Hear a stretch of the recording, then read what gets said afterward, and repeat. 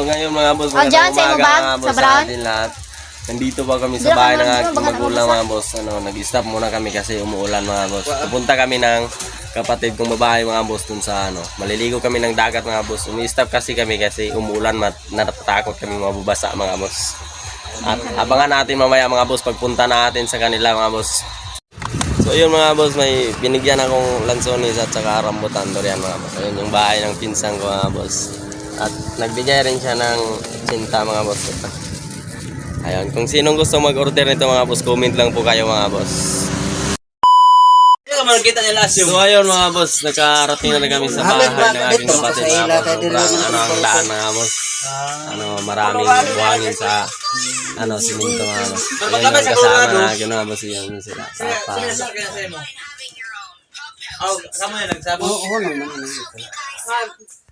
At may ulam rin kaming binili mga boss. Ayun, litson manok mga boss. At saka may pa.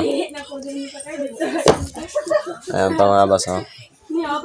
Uy, may kain mga boss. So ayun mga boss, kakain na rin kayo pagkatapos na yung magkila mga boss.